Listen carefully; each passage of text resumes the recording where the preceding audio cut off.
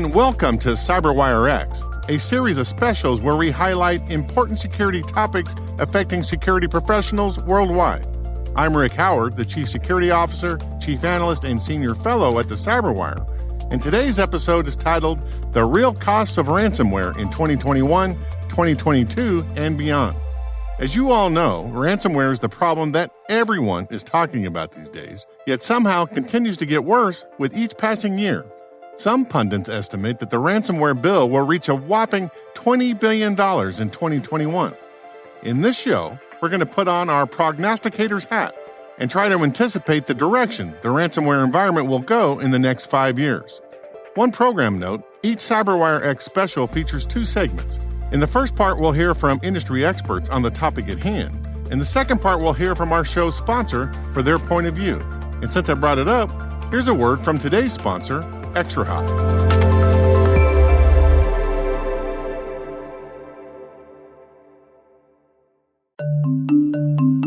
Let's face it, cyber attackers have the advantage, but ExtraHop is on a mission to help you take it back. Regain the upper hand with security that can't be undermined, outsmarted, or compromised. With complete visibility from ExtraHop, enterprises can detect malicious behavior, hunt advanced threats, and forensically investigate any incident with confidence. When you don't have to choose between protecting your business and moving it forward, that's security uncompromised. See how it works in the full product demo free online at extrahop.com/cyber. That's extrahop.com/cyber. And we thank ExtraHop for sponsoring our show.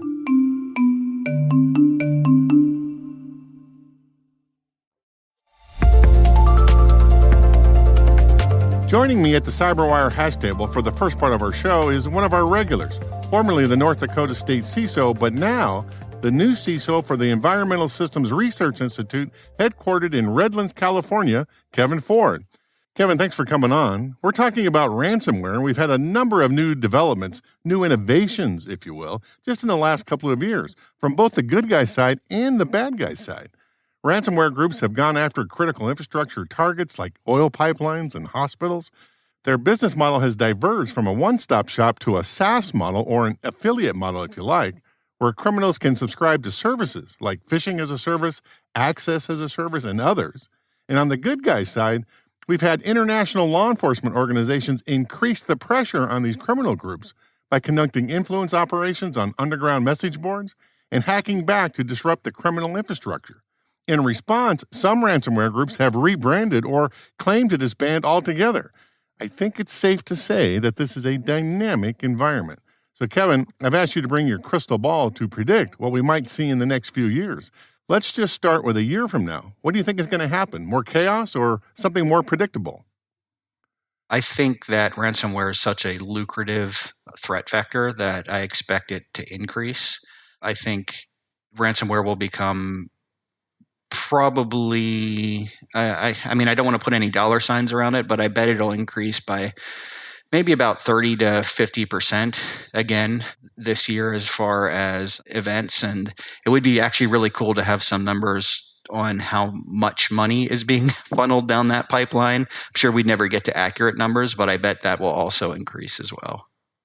If you talk about the other side, the good guy side, one of my concerns in this next year, as they start to get success taking down these crews, and if you're right that less mature crews, even one-person crews emerge, that it'll be easier for law enforcement and government agencies to knock off those teams, claim success or progress anyway, but the main folks will still keep doing their thing, and we might lose focus there. I don't know. What do you think about that?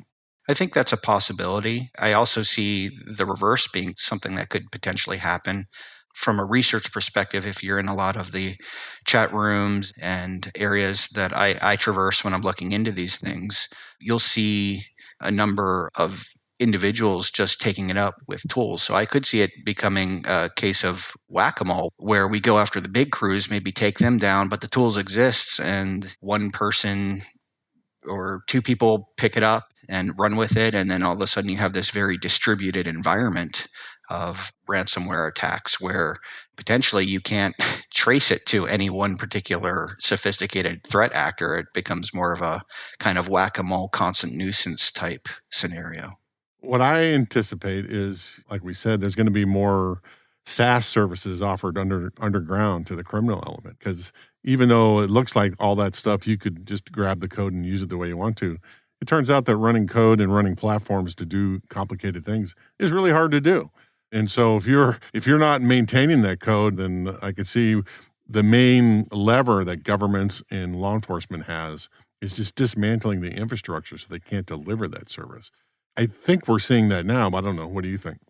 Right. I think you've correctly identified that's what we need to go after, right? And we, not you and I, but the government needs to go after. You don't want me doing that. That's not going to be good. Yeah. We need to go after the infrastructure, not so much the groups, and be able to take down sites that host that code, that distribute that code, sites that potentially could offer this as a service.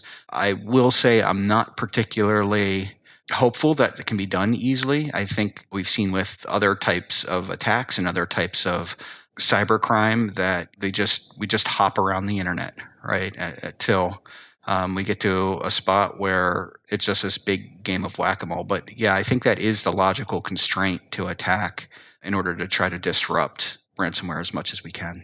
Well, I think the difference between now and, let's say 5 years ago, we would hamstring ourselves, at least law enforcement would, with all these legalities.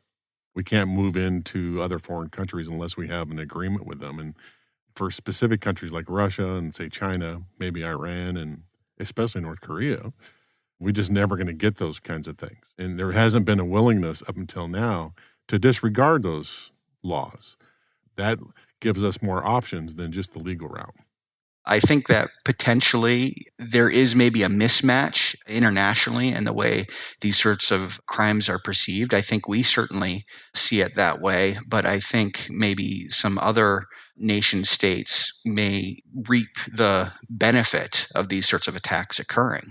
And so I think in some cases, they may not be as interested in mobilizing a force against this or taking these sorts of capabilities down. But I do think that probably the most successful way of taking this infrastructure down is to achieve something internationally, something diplomatic, where we can have better partnerships internationally to take these things down. Yeah, well, we've been saying that for 20 years, okay? I think the thing that's changed now is that the ransomware attacks have ratcheted up the damage that can be done. Before, if you lost your credit card to a cybercrime attack, the banks would replace it. It'd be a pain, but it wouldn't be life-threatening.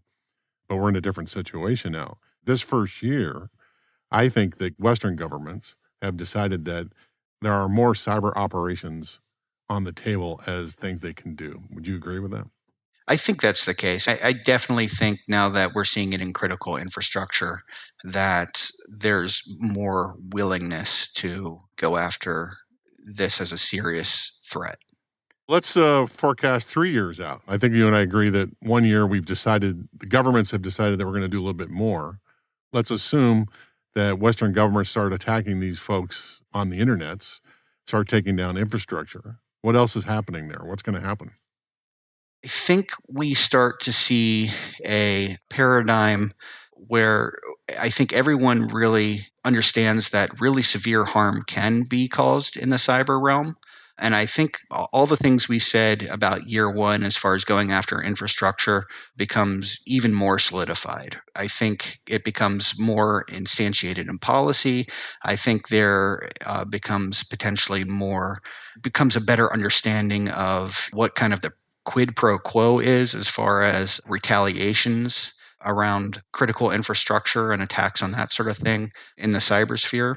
And I think while it's potentially new for people in the US, it's not new for people in other countries that maybe have been attacked in this way before. Well, I'm an old Army guy, right? And I had an old boss of mine and we were doing cyber stuff, and he would say stuff like, just because you decide to attack them doesn't mean they give up after that. he always would say the enemy gets a vote. So I would predict if we really ratchet up our offensive capabilities against criminal infrastructure, it could potentially get a lot worse. Yeah, I think that's the case. I mean, I think we should expect that in a lot of regards, the internet will become a more dangerous place. I think that the potential retaliation is definitely a real potentiality that we should be concerned with. And I think, again, taking kind of my cues in the war on terror here, think that there's probably a lot of potential for this to become a real political hot button issue as well. I could see it, being featured in presidential debates or in local political debates. I can see it becoming a real issue here politically and for the U.S. government and for the citizens. One thing I've always tried to advocate for is a legal attack on bad guy infrastructure. And what I mean by that is, Microsoft's been very successful over the last 2 decades of getting a bunch of legal people together, get a bunch of techies together, and dismantling infrastructure for bulletproof hosting providers and things like that legally. And I've always said that DHS shouldn't go hire more technicians. They should go hire 1,000 lawyers and have them full-time causing trouble for anybody hosting bad guy services. I don't know. No one has ever taken me up on the idea. How crazy is that idea? I don't think it's crazy at all. I think actually when we're looking at bad guy infrastructure, one of the hardest things to do is get through that kind of outer shell, right? The reason that exists, that bulletproof infrastructure exists, is because they've in some cases found loopholes or in some cases found areas where the legal precedent and the legal push is reduced or maybe doesn't occur as quickly. And so I think, there are a lot of criminal infrastructure and criminal gangs hiding behind that kind of administrative shell, as it were. That's probably not a bad idea. I think anything's possible. It may be a little pie in the sky, but I do. I've been accused of that many times. Kevin. As far as civilized ways to do this, I like that potentiality better than hacking back or starting cyber wars. I think, would be a pretty great way to do it if we could get that, kind of almost filtering capacity at the ISP level and back it up with a serious legal or administrative requirement, with political weight behind it. I think that's potentially a great way to solve it. So the first year was we've decided to do something. Over 3 years, we're going to see a back and forth escalation. Both of us think that's going to happen. Let's think about 5 years. What are we seeing in 5 years from now when it comes to ransomware? I think in 5 years, entropy takes its toll. It's not as big a deal anymore, or it's normalized. And I think there are some new exotic attacks. Yeah. I like the way you said that. It could be normalized. Okay. In 5 years, we've just gotten used to it, or we've had some successes too. The good guys have had some successes taking some of the crews out. But this is a problem that doesn't go away just because you take, let's say, Evil Core off the grid. They're going to disperse into their hidey holes and reform in different forms. So it isn't like we just do things for a couple of years and we're okay. This is the new norm, like you said, Kevin, that we're going to be in this fight, this kind of fight from now on, I think. Yeah, I believe so. Again, there are 2 threads we could pull here. There's one that's the more narrow thread, the ransomware thread. I think there's a potential for us to eventually get over that, take that threat off the board, whether that's because we get so good at defending against it or there's a new, more exotic cyber attack out there that criminals are more interested in. I think the larger thread to pull, though, is that cybersecurity hopefully becomes normalized, right? It starts to become something that every organization does and that individuals do on their own as well. People start to just kind of understand how to be a little more hygienic on the internet. I have no hope that that's going to work. Kevin, you're a youngster compared to me, all right? I'm a glass half full guy.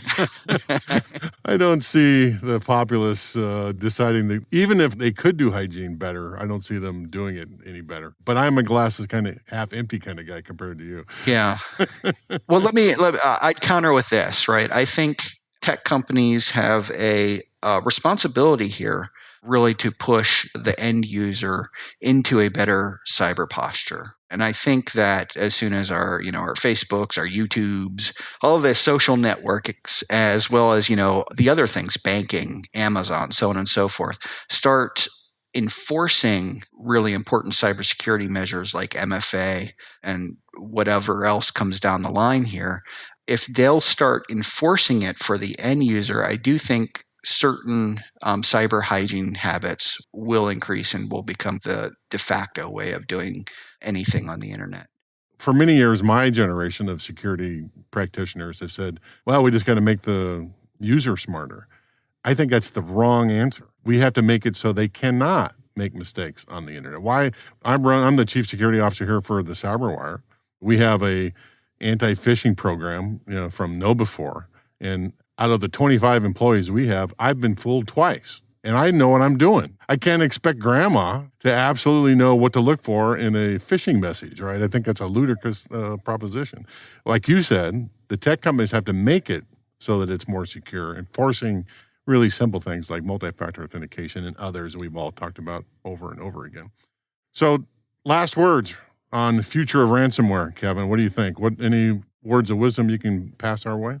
So I think ransomware, again, is kind of a very, very important topic right now. And it's just my hope that we will grab on to the things that are happening here as far as ransomware, things that have happened in critical infrastructure, and really look at that and use it as a way of escalating cybersecurity in the national narrative, so that we're looking at the importance of cybersecurity, not just from a data protection perspective and maybe even a privacy perspective, but from a safety perspective, from a perspective of protecting people, protecting health, protecting the infrastructure of the countries that are potentially interested in this. So I think it's a painful topic, but it's also an opportunity to get better. And so let's use it to get better.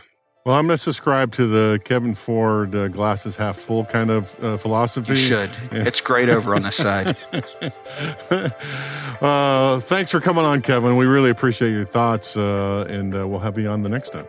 Great. Thanks a lot, Rick.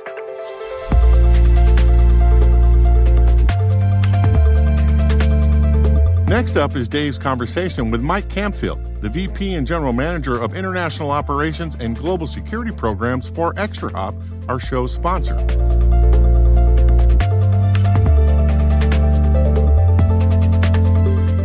Yeah, so ransomware has grown dramatically year over year, month over month, and almost day over day. To contrast this, the total cost of ransomware back in 2015 was about $325 million. It's expected to reach $20 billion this year.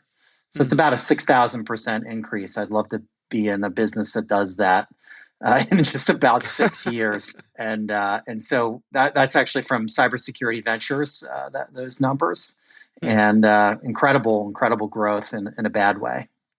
So what are some of the areas when it comes to battling this that you feel perhaps aren't getting the attention they deserve? Yeah, in order to battle ransomware, there's two main areas. There's prevention, so that would be security tools that stop infiltration and cybersecurity attacks. And then there's the ability for a company to restore themselves or be resilient in a cyber attack. So that would be your backup and your more of your retention products out there. There's so much talk about insurance and backups and so on and so forth. I mean, certainly that's part of a company's defensive posture, but is there overemphasis in those areas? I think so. Like anything, when the government funds something or doesn't fund something, it either works or it doesn't. You can kind of correlate that to insurance as well. And when you look at cyber insurance, most, not all, but most insurance companies are paying ransomware and ransom damages right now to companies. The problem with that, or the implication of that, is obviously ransomware is increasing because there's money there. Additionally, the end users, or the people that have these insurance policies, are increasingly having to pay dramatically higher premiums year over year. So you have really funding of the issue as well as an expense, whether or not you have ransomware or not, because if you want to protect yourselves, and most companies do, from a financial loss, you're gonna pay whatever the premium is. And what about on the backup front? I mean, robust backups are, of course, a part of any organization's security posture, and there's been a spotlight shown on them because of ransomware. Again, are people putting perhaps too many eggs in that basket? I believe so. When you look at, for example, the Colonial Pipeline as just an example, if you get a pretty deep infection from ransomware where it spreads across your enterprise, the time to recover, even with complete backups, is pretty long, and usually unacceptably long for most organizations. So when you looked at Colonial, they said that they had the ransomware keys, number one, so they were decrypting with that, as well as they were using their backups, yet they were still down for a very, very long time. So, having a prevention from a backup mindset is super risky, and usually most businesses can't recover in a quick enough time. And even if they do, there's a lot of statistics out there that are well south of 100% of what people get back. So you never get everything back. So the last comment on this is it's not just about restoration or decrypting your files. You have these ransomware attacks with multifaceted extortion. So we just saw over the last few days with the NRA, and what the grief issue was. The grief ransomware gang, which a lot of people are speculating comes out of Evil Corp, where they have had a ransomware attack, unconfirmed by the NRA, but confirmed by the dark web. And they have their files, and they say they're going to use those files against the NRA. So even if you do recover, your data is removed or exfiltrated outside of your environment, and it can be used against you at any point in time. Let's face it, they're cyber criminals, and you really can't trust or even baseline what they're going to do next. Let's talk about recommendations then. I mean, organizations have a limited amount of resources and time and all of those things. How should they go about calibrating the various methods that they put in place to help protect themselves against ransomware? So we believe these trends will push companies to implement more detection and response controls and other technologies that help defend their enterprise against advanced threats like ransomware. This should help them spot these advanced attacks and ransomware infections early, so that way they don't have as much data to restore, as well as the data is not out on the dark web. So you want to catch these things early, and we have a lot of our customers that have caught these issues early and haven't had to do massive restorations. And this not only protects them, but it should also help their premiums. A lot of cyber insurance companies look at the resiliency plans and the cyber tools that they have in place at the companies, and based upon their level of investment and what they're doing, they should reduce their premiums from that perspective. Not guaranteed, but we do see people doing that with the right technology in place. Are there any common elements, when you think about the organizations that you all work with there at ExtraHop, are there any common elements with the organizations that are doing this right, that have these effective measures put in place? So the biggest thing is the people that are thinking about 24/7, monitoring of particularly where their data lies, their critical assets. There are no minutes off, and their ability to spot these issues and be able to put in automated remediation where you're either shutting down a part of your enterprise that's infected or you're blocking what's going on is a big one. The other one is the people that are getting really serious about patch management, number one, but also number two, around identity and access management. When you look at the attack vectors for ransomware in particular, it's not just you find Dridex and evil corpse in there as far as that, or you have a TTP from from a ransomware gang, so you find it. Those are certainly things that you can do, but they're still doing brute force attacks as well, and so making sure that you have the right software up to date, that you're really managing enterprise class identity and access management capability are two big ones. And the last one, which I started with, is really pushing to early breach detection. And that's where ExtraHop comes in. We really give enterprises a way to use behavioral technology across their whole environment to spot these challenges and issues before they get out of control. What are your recommendations in terms of getting started here? I mean, if I'm the person who's leading the security charge at my organization and I'm getting, I'm preparing to walk into my board of directors and my managers and say, hey, this is something that we need to do a better job preparing ourselves for. Where's the best place to begin?